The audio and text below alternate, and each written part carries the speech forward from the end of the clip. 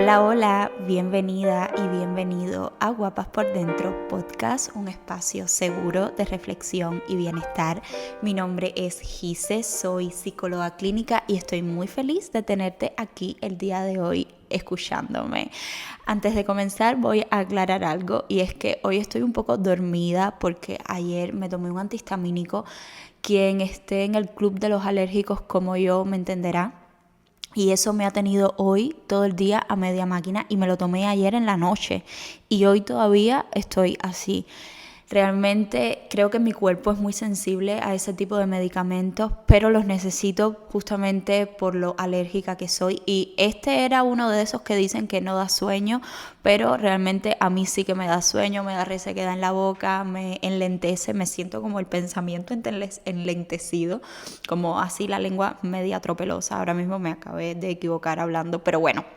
Lo importante es que estamos aquí con un episodio más y con un tema que creo que es súper necesario justamente por la sobreinformación que hay en redes sociales y en general sobre la autoestima. Hablar de autoestima en realidad en este momento vende muchísimo justamente porque hay muchas personas en búsqueda de respuestas sobre su propia existencia y sobre la forma en la que se perciben a sí mismos y a sí mismas, y justamente por esto hay muchas personas que se aprovechan y desinforman.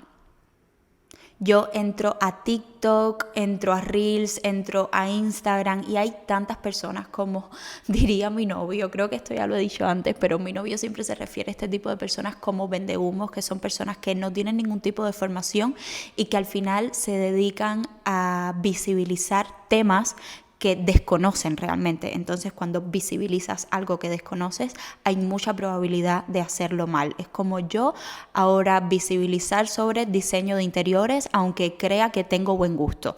Realmente creo que para hacer un buen trabajo necesito estudiar y tener bases para hacerlo, y creo que con la psicología y como tal con este tema de la autoestima es muy necesario tener conocimientos, porque estamos hablando de la forma en la que los seres humanos nos autopercibimos. Autoestima justamente significa eso. ¿Cuál es la estima que me tengo a mí? Muchas veces en nuestra narrativa decimos es que yo estimo mucho a esta persona, yo estimo mucho a mi profesor, yo estimo mucho a la familia de mi amigo, pero ¿cuánto nos estimamos a nosotros mismos? Y eso es lo que habla el término autoestima, que está condicionado por muchísimos aspectos. Cuando hablamos de autoestima es muy importante irnos a nuestra infancia y a nuestra adolescencia. La autoestima no se construye y es algo que yo defiendo muchísimo. Creo que la autoestima es algo que nace desde dentro, es una experiencia íntima y personal de cada individuo. Todos tenemos la capacidad de tener una buena autoestima, una autoestima bien establecida, una autoestima bien coherente a la forma en la que queremos vivir. Solamente necesitamos mirar un poco hacia adentro y comenzar a regarla día a día, paso a paso. Y bueno, como decía, que para comenzar a hablar de autoestima hay que remontarnos a nuestra infancia y ver ¿qué eventos de tu infancia pudieron hacer que hoy tu autoestima no sea tan sólida como tú esperas que sea? Y creo que es importante en este aspecto hablar de las heridas de la infancia. Las heridas de la infancia básicamente hacen referencia a momentos o situaciones donde tú, siendo un niño o adolescente, te sentiste desprotegido, sobre todo si cuando piensas en tu infancia y la adolescencia vienen recuerdos a tu mente de momentos donde quizás te costó mucho el ser integrado, quizás recibías muchas críticas, no tenías mucho refuerzo positivo por parte de tus padres, por parte de tus cuidadores, por parte de tus profesores. También si cuando piensas en tu infancia o tu adolescencia hubo muchos momentos donde tus necesidades no fueron resueltas, donde sentías invalidación. Si estos momentos o si este tipo de recuerdos vienen a tu mente, quizás sea muy importante para trabajar tu autoestima, remontarnos a qué heridas en la infancia no se han sanado y pueden estar condicionando o predisponiendo la forma en la que hoy te ves a ti mismo y por tanto también la forma en la que te relacionas con el mundo. Existen 5 heridas de la infancia principales. La primera es la herida del rechazo. La segunda es la herida de abandono, la tercera es la herida de humillación, la cuarta es la herida de injusticia y la quinta es la herida de traición. Ahora te voy a explicar por arribita cómo funcionan estas heridas, de qué tratan y también desde estas heridas qué patrones hoy puedes estar repitiendo que te llevan a no tener una buena autopercepción de ti mismo o de ti misma y por tanto a no tener una buena autoestima. Voy a tomar un poco de agua porque justamente por este medicamento se me reseca muchísimo la boca y también la lengua se me pone como media tropelosa, como ya dije. Bueno, vayamos en un primer momento a la herida de rechazo. La herida de rechazo habla de si en tu infancia y en tu adolescencia hubo momentos donde no te sentiste totalmente integrada o integrado y te costaba muchísimo ser aceptado. Desde esa herida puede ser que hoy, siendo adulto, lo que te esté pasando es que busques a toda costa la aceptación de los demás. También que necesites todo el tiempo demostrar que eres suficiente y esto está muy ligado al perfeccionismo. Las personas perfeccionistas están intentando demostrar todo el tiempo que son suficientes y que son merecedores del amor y del respeto de los demás. También desde esta herida del rechazo puedes intentar todo el tiempo ser complaciente. Con esto quiero hacer una aclaración. Ser complaciente no siempre es algo malo, pero tampoco siempre es algo bueno, como ser egoísta no siempre es algo malo y tampoco no siempre es algo bueno. Creo que hay que intentar buscar un equilibrio entre ser complaciente y ser egoísta y quitarle el juicio a ambos criterios. Ni ser egoísta siempre es malo, ni ser complaciente siempre es bueno. Si ser complaciente significa dejar a un lado tus necesidades y no mostrarte tal cual eres por agradarle a los demás, justamente eso no es bueno para tu existencia porque te estás perdiendo dentro de esta necesidad de ser lo que el otro espera que tú seas y justamente no estás conectado con lo que tú esperas ser y con lo que tú quieres ser para ti mismo o para ti misma. Y esto también te puede llevar a no ser totalmente auténtica o auténtico en tus relaciones, justamente a ponerte máscaras para estar a la altura de lo que tus parejas esperan que seas. Vamos a la segunda herida de la infancia porque justamente esto es un tema muy amplio, creo que pudiera ser un podcast solamente hablando de esto, pero como realmente se trabaja bien es en terapia, entendiendo tu historia de vida, tu historia familiar, tus acontecimientos vitales estresantes, más sí quería hacer un llamamiento a que es importante un poco entender qué patrones y qué heridas pueden estar abiertas justamente para que busques ayuda.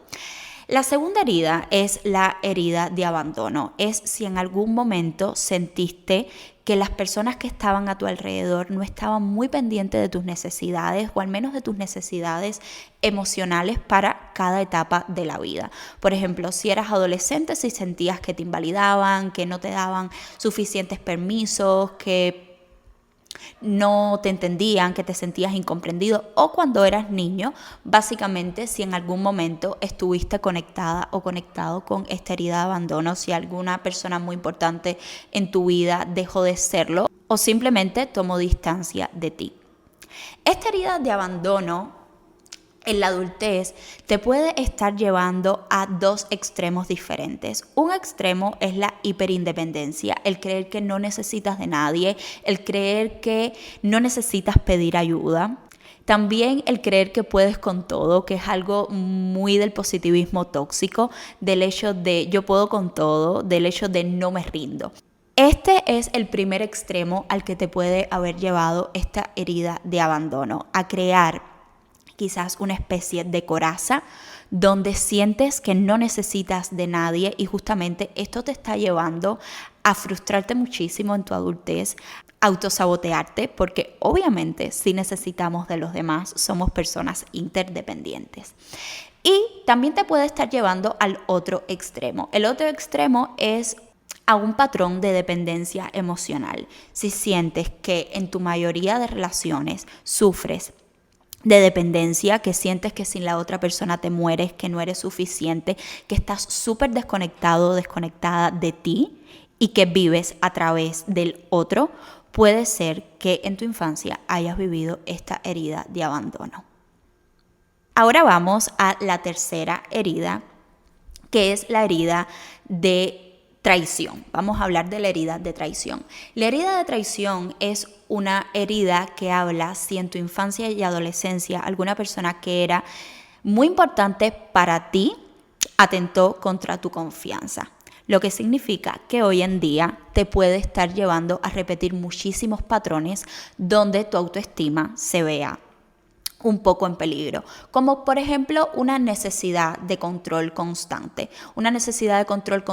sobre las personas que están a tu alrededor, una necesidad de comprobar todo el tiempo si te quieren, también de ponerlos a prueba. Es algo que yo veo mucho en personas que han sufrido esta herida de traición, el poner a sus seres queridos a prueba para realmente ver si los quieren y si realmente pueden confiar en ellas o en ellos.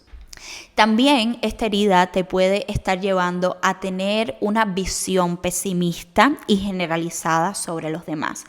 ¿Qué significa esto? Que desconfías muchísimo de las personas que están a tu alrededor y no logras encontrar cualidades positivas en ellas porque siempre estás viendo qué hay de malo y cómo te podrían hacer daño a ti. Es una herida que muchas veces te lleva a adelantarte a acontecimientos que posiblemente nunca ocurran porque justamente siempre estás pensando que las personas te pueden hacer daño.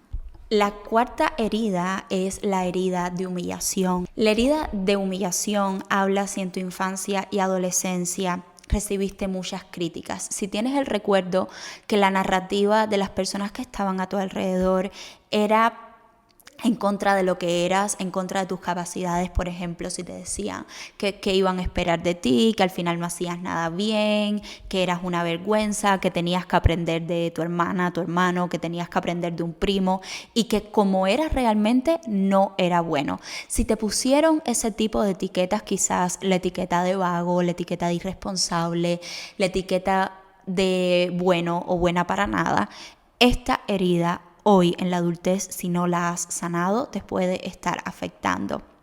Y son personas que tienen una autopercepción muy mala de sí mismos, sobre todo en su identidad, porque le han puesto etiquetas que creen que llevan y que creen que los definen y que no han sabido cómo deconstruirlas. Y también puede ser que estés actuando en base a esas etiquetas. Claro, no me hago responsable de nada, pero eso es lo que soy un irresponsable. O ¿cómo van a esperar que haga algo bien si toda la vida me han dicho que no hago nada bien? Entonces, cuando nos ponemos una etiqueta o alguien nos pone una etiqueta que creemos que nos identifica, muchas veces inconscientemente actuamos en base a esa etiqueta porque está muy presente en la identidad. Es muy importante que logres ver si la herida de humillación en este momento de tu vida te puede estar afectando en la forma en la que te autopercibes y en el amor que sientes hacia tu propia persona. Y ya por último vamos a hablar sobre la herida de injusticia. La herida de injusticia habla sobre cuidadores fríos y autoritarios, cuidadores que te hacían vivir quizás de una forma que no estaba en correspondencia para tu edad, que no te dejaban cometer errores, que le daban mucha importancia, por ejemplo, a las notas. También que te criticaban constantemente de una forma diferente a la herida de humillación, sino que te criticaban como por tu bien. O sea, esto te lo estoy diciendo por tu bien, porque te veo potencial y sé que puedes dar más. Por ejemplo, si sacas 8, que es una buenísima nota. Bueno, en Cuba no me acuerdo si era 8, no, en la primaria era como 100, igual como en la Lenin, como 100. Es que en la universidad ya es en base a 10, pero no. Por ejemplo, si sacas 100, si sacas 80, por ejemplo, te regaño porque que al final es una nota que no está mal. se puede siempre ver en qué te equivocaste, cómo mejorar, te entiendo, pues te regañaban porque lo que se esperaba de ti es que sacaras 100 y lo hacían por tu bien, o sea, te hacían creer que eso era por tu bien. Y desde esa herida puede ser que hoy seas muy autoexigente contigo misma o contigo mismo, que seas muy duro en tu narrativa interna, en tu diálogo interno y que también estés en constante búsqueda de logro. Que buscar el logro sea muchas veces la parte más importante en tu vida y obviamente eso hoy puede estar afectando tu autoestima porque hay muchas cosas en la vida y muchas esferas importantes más allá de los logros, que obviamente lograr cosas sí es importante, no es que no lo sea, pero cuando es lo principal, tu autoconcepto puede estar basado solo en eso y cuando no logras lo que quieres o logras otras cosas, pero que salen de lo que tú tenías establecido que querías, te puede traer muchísima frustración. Todas estas heridas de la infancia hoy pueden estar afectando tu autoestima. Me parecía muy importante hablarlo aquí justamente para invitarte a que busques ayuda. Esto muchas veces no se puede hacer solo, necesitas acompañamiento, necesitas alguien que empiece a desenredar tu historia poco a poco.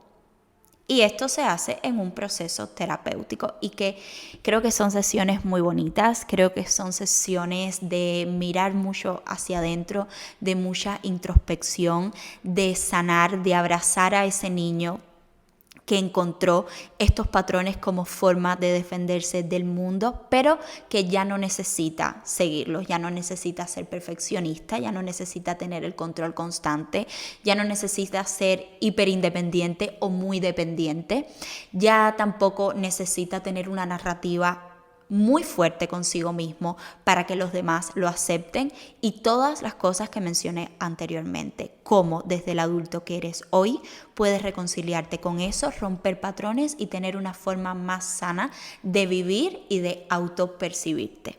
Muy ligado con la autoestima también está el tema de la identidad. ¿Quién somos? Es importante saber quién somos, es muy importante el tema de autoconocernos, autoconocer también nuestra historia para, desde esta idea, estar en los lugares donde queremos estar y no intentar encajar en lugares donde sentimos que no hay espacio para nosotros.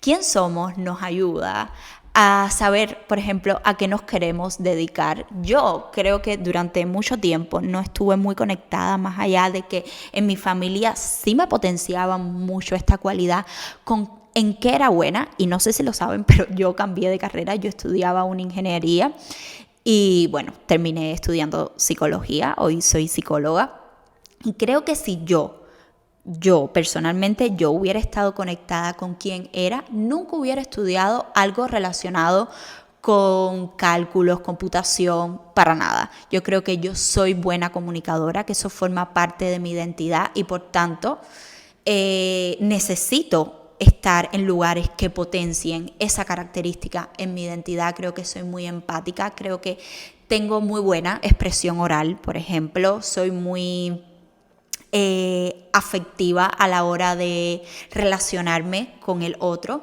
y creo que por eso hoy me siento tan bien en el lugar de mi vida que estoy ocupando. Preguntarnos quién somos es importante también para deconstruir etiquetas, para que etiquetas que nos han puesto no nos sigan limitando y no nos sigan identificando. Hace unos días, esto quizás les parecerá algo que no es tan importante, pero una paciente me decía, yo me compré un bolígrafo que era muy caro porque me hacía como ilusión para escribir. Y todo el tiempo yo era antes una persona que me repetía que lo perdía todo, que no era cuidadosa y que eso estaba muy, muy ligado a mi identidad. Yo no soy una persona cuidadosa.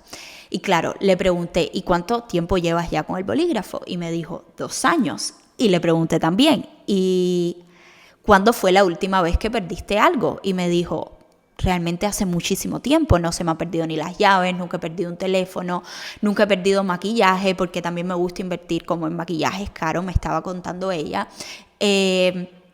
Nunca se me han quedado como cosas regadas en hoteles, en aviones. Y le dije, ¿realmente crees que la idea de que eres una persona poco cuidadosa y que lo pierde todo puede seguir formando parte de tu identidad? La identidad también se transforma y es importante entender qué etiquetas sí nos representan y qué etiquetas necesitamos deconstruir justamente para no seguirlas llevando como un peso extra a lo que realmente somos. Cuando sabemos también quién somos, creo que la comparación no se vuelve autodestructiva. ¿Por qué digo esto? Porque sí creo que a veces es imposible no compararse, somos seres sociales, aprendemos un poco también de la experiencia ajena y desde esta experiencia, la experiencia del otro, también nos comparamos. Pero cuando entendemos que cada uno es un ser individual con características diferentes, yo soy una persona diferente a lo que tú eres, las comparaciones no son tan autodestructivas, no son desde un lugar de quiero ser como tú, sino que respeto lo que soy yo, admirando también tu historia. Entendiendo que quizás hay cosas de tu historia o cosas que haces hoy que sí me gustaría repetir, más estoy muy conectada hoy en día con lo que yo soy. Por eso es tan importante saber quién somos, qué nos gusta, hacia dónde vamos, qué cosas son importantes para nuestra vida, cuáles son nuestros valores, cuáles son nuestros principios, justamente para no caer en la comparación autodestructiva. Y este tema de la identidad también está muy ligado a ser coherentes, que tiene que ver con nuestra autoestima, con la forma en la que nos autopercibimos a nosotros mismos y por ende a la estima que nos tenemos. Ser coherente significa pensar, decir, sentir y hacer en un mismo hilo conductor. Pienso, hago, digo y siento en la misma línea, y que también está ligado a la autoconfianza. Cuando yo digo, hago, siento y pienso en la misma línea, la autoconfianza en nosotros mismos empieza a crecer poco a poco. Si yo me levanto todos los días, y voy a decir un ejemplo muy tonto, pero que está ligado con la autoconfianza, con pensar, decir, sentir y hacer en un mismo hilo conductor. Pienso, hoy voy a tender mi cama. Me lo digo a mí misma, lo hago y luego me siento bien. Esa pequeña acción, por muy banal que parezca, va a aumentar la autoconfianza en mí misma. Yo cada vez voy a estar más conectada y en coherencia con lo que para mí se siente bien. Y esto está ligado a la voluntad. ¿Cómo puedo aumentar mi voluntad y que mi autoestima esté más sólida? La voluntad es un músculo, la voluntad es una función mental que se encuentra en el área prefrontal de nuestro cerebro, que es la que tiene que ver con la planificación hacia el futuro. Decir que voy a hacer algo y luego hacerlo, creo que es uno de los lenguajes de amor propio más bonito. Y también decir que no lo vas a hacer quizás porque no te sientes bien, porque es un día donde tus ánimos están más bajitos, porque estás pasando por un momento complicado. Y no hacerlo y no culparte por no hacerlo también es un lenguaje de amor propio. Creo que la voluntad es tanto para hacer como para tener la voluntad de no hacer cuando sientes que no es el momento, para llevar a cabo cierta tarea. Y luego no recriminarte por no hacerla.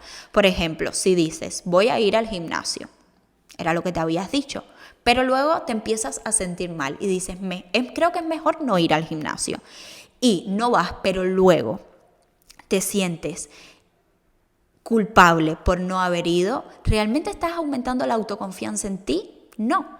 Estás poniendo en duda tu capacidad de tomar decisiones, que es algo que tiene que ver también con la autoconfianza. Tomar decisiones y pedir menos opiniones a los demás y dar también menos explicaciones. Cuando estamos todo el tiempo dando explicaciones, no significa que no tengamos que dar explicaciones, pero cuando estamos todo el tiempo dando explicaciones, de cierto modo estamos invalidando nuestra capacidad intelectual de decidir sobre algo, sobre lo que queremos o sobre lo que no queremos, como hablaba en este tema de la voluntad. Cuando yo todo el tiempo estoy pidiendo explicaciones, estoy anulando mi capacidad de decidir, porque pongo en tela de juicio mis propias decisiones. Y creo que una forma también de aumentar la autoconfianza, la confianza que tienes hacia ti misma o hacia ti mismo, y por tanto que tu autoestima sea más sólida, es pedir menos opiniones y dar menos explicaciones, al menos en las cosas en que sientas que sí puedes decidir por ti misma o por ti mismo. Por lo que la autoconfianza está muy ligada a la independencia de pensar como creo que necesito pensar, a la independencia de decidir como creo que necesito decidir, a la independencia de creer en lo que creo que necesito creer, a la independencia también de irme de lugares en los que creo donde ya no hay espacio para mí, a la independencia general de nuestra vida, a nutrir la confianza que tenemos nosotros mismos en primer lugar, entendiendo que somos seres en gran medida independientes. Y la independencia tiene que ver con el autorrespeto. ¿Cuánto realmente respetas lo que eres en su integridad, más allá de que haya cosas que obviamente necesitas cambiar y necesitas transformar en tu vida? Porque el autorrespeto y la autoestima no significa que tengamos que aceptar siempre todo, sino que podemos aceptar lo que somos hoy más allá de querer en algún momento cambiarlo. Y el autorrespeto tiene que ver justamente con esta aceptación más allá de en algún momento querer cambiar cosas sobre lo que eres y también sobre la forma en la que hoy quizás te estás vinculando con el mundo. Y el respeto por uno mismo también tiene que ver con la responsabilidad que tenemos sobre nuestra propia vida, de qué cosas hoy yo me puedo hacer responsable. Te puedes hacer responsable de la forma en la que te relacionas con el mundo, de la forma en la que empleas tu tiempo libre, de con quién te estás vinculando y con quién no te estás vinculando, de las decisiones que tomas y de las decisiones que no tomas, de la forma quizás también en la que te estás cuidando a nivel físico y a nivel de salud mental. Te puedes hacer responsable también de cómo te alimentas, de cuánto tiempo descansas, de cuánto tiempo trabajas también. Fíjate de todas las cosas en las que te puedes hacer responsable. La autoestima también tiene que ver con hacernos responsables de los que nos toca hacernos responsables y no creer que la responsabilidad esté en el resto. Nosotros como seres humanos nos podemos hacer responsables de muchísimas cosas. Hace un momentito mencioné la forma en la que cuidas y la forma en la que percibes tu cuerpo, y creo que la autoestima también está muy ligada a la forma en la que apreciamos nuestra imagen corporal, pero eso es algo que quisiera hablar en otro episodio porque creo que es un tema muy profundo que merece muchos minutos de mi tiempo. Creo que también es un tema que sobre todo a las mujeres, quizás también a muchos hombres, porque cada vez hay más estándares de belleza en hombres también, pero a las mujeres, por nuestra historia y por cómo ha evolucionado las sociedades, cómo han evolucionado, se nos han atribuido ciertas expectativas a nivel de nuestra imagen corporal. Y esta semana, aquí en Brasil, murió una influencer que tenía 500,000 de seguidores, una influencer súper famosa que se llama Luana Andrade, creo. Pueden buscar en Instagram o buscar información sobre este tema que conmocionó las redes brasileñas justamente por una operación estética. Era una chica que entraba 100% en los cánones de belleza, desde mi percepción, creería, aunque la belleza es algo subjetivo y yo defiendo la idea de que cuando nos obsesionamos por ser bellos nunca logramos percibirnos como personas bellas, más allá de cómo la sociedad nos quiera imponer la belleza. Pero bueno, murió esta chica en una liposucción que se estaba haciendo de sus rodillas. O sea, ¿a dónde puede llegar la obsesión por encajar y por pertenecer a cierto estándar o a lo que se espera de las mujeres? Hacia dónde, cuando leí por lo que había sido, me quedé en shock. O sea, no podía comprenderlo. Y también siento que hoy en día con la imagen corporal se lucra muchísimo y hay que tener mucha conciencia a la hora de tomar una decisión sobre lo que queremos o no queremos cambiar, sobre todo si esta decisión pone en peligro nuestra salud. No digo que las operaciones estéticas estén bien o estén mal, no voy a entrar en un juicio de valor sobre eso. Creo que todo lo que creas que te puede hacer bien sin obsesionarte no merece llevarlo a tela de juicio, y entre esto también están las operaciones estéticas, pero sí creo que es una decisión que si en algún momento desde tu independencia y por tu autoestima, porque crees que te está afectando, vas a tomar, creo que tiene que ser muy, muy, muy consciente y sabiendo muy bien los riesgos que esto puede traer a tu vida. Pero bueno, esto lo hablaremos más a profundidad en otro episodio, donde quiero hablar de la autoimagen, de la relación que tenemos con el deporte, con la comida, de cómo también la dismorfia corporal, que es la forma en la que nuestra mente percibe nuestro cuerpo de forma errada, lo que significa que puedes sentirte por debajo de tu índice de masa corporal o por arriba a la hora de mirarte al espejo cuando realmente no lo estás. Esa es la dismorfia corporal, como que nuestra mente tiene una percepción errada de nuestro cuerpo. Quiero hablar sobre todas estas cosas en un episodio más a fondo, pero no quería terminar este episodio de la autoestima sin hablar de la forma en la que percibimos nuestra imagen, porque creo que sí repercute. Creo que no hay autoestima sin una buena autoimagen sobre ti misma o ti mismo, más allá de que haya cosas quizás en tu cuerpo que te gusten más o que te gusten menos. Ya hasta aquí hemos hablado de las heridas de la infancia y cómo las heridas de la infancia pueden influir hoy en día en la forma en la que nos percibimos a nosotros mismos y en la forma en la que nos queremos. También hemos hablado sobre la identidad y por qué es tan importante saber quién somos, o al menos saber quién no somos, para entender qué lugares queremos ocupar y qué lugares ya no queremos ocupar, qué etiquetas queremos tener y qué etiquetas realmente queremos deconstruir, y también potenciar la coherencia entre lo que pensamos, decimos, sentimos y hacemos. Hablamos también del autorrespeto, cómo respetarnos a nosotros mismos. Hablamos también de la autorresponsabilidad. La autorresponsabilidad tiene que ver con qué cosas de mi vida puedo hacerme responsable y no tengo que esperar a que los demás se hagan responsables, y que la realidad es que posiblemente no puedan hacerse responsables de lo que únicamente tú puedes tener control. También hablamos de la autoconfianza y de trabajar la voluntad, y creo que esto es muy importante porque vivimos en un mundo de mucha inmediatez y por eso cada vez creo que somos personas con menos voluntad. Todo lo tenemos rápido ya. Antes, para ver una película necesitabas esperar al sábado, grabar la película o que alguien te la prestara. Ahora tenemos un montón de plataformas con películas para ver. Si antes queríamos una pizza teníamos que levantarnos de la cama, ir al restaurante o pasar a comprarla para luego comérnoslas en casa. O si antes también, por ejemplo, queríamos estudiar algo, teníamos que ir a la biblioteca, consultar un montón de libros, eso nos tomaba tiempo.